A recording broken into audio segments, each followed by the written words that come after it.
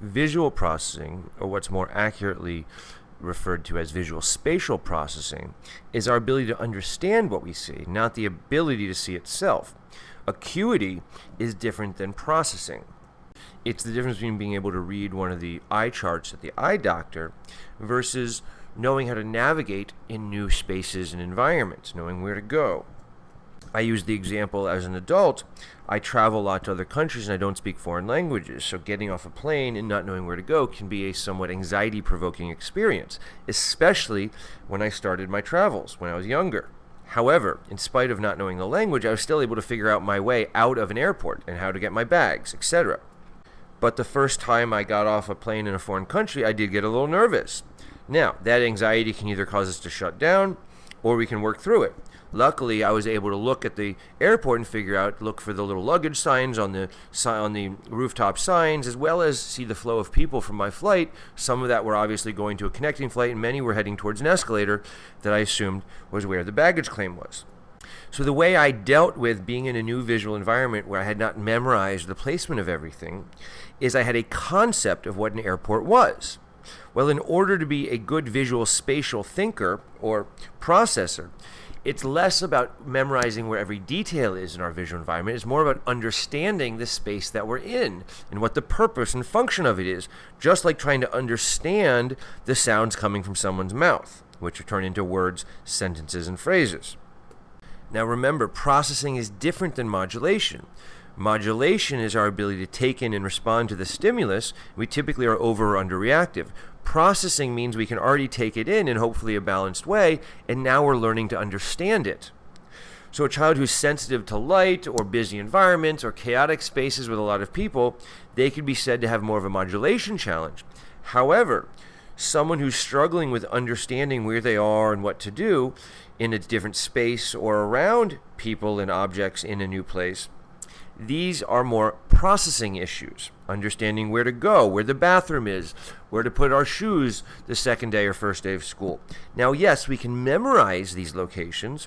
However, processing and memory are different. Processing is our ability to understand the space, what's the function of it, what's the general layout, without having to memorize every individual detail. Because as you can imagine, feeling safe and secure in a new place and having to memorize every detail is going to be very challenging.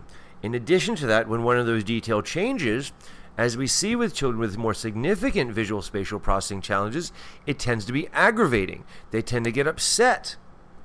And as a result, they tend to control their visual environments by organizing and lining things up and separating things in certain ways, so that they're constantly being able to organize and control the visual spatial elements of the world around them. Another way in which children do this is they avoid going into new places. They struggle with transitions or separating from one of their parents. And yes, that can look like transition problems and separation anxiety, and while those are components of it, a lot of times children exhibiting those behaviors actually have visual spatial processing weaknesses that lead to those behavioral outcomes or symptoms. Because remember, the behaviors we see in these situations are actual symptoms, not the cause itself. So if a child is struggling going into their kindergarten or preschool class on the first day of school, certainly they may have some anxiety about other aspects of it, but oftentimes there are visual spatial components. This child may not be comfortable in a new space, especially with a lot of people moving around and things constantly changing. In order to understand that environment, what our role in it is, what the expectations are, who these people are, what they're going to be doing, there are many components to understand about the visual world that we have to be able to process and understand. Some of these challenges or strengths can often be seen very early in life in children when playing little treasure hunt, hide and seek games. Even peekaboo uses part of this system.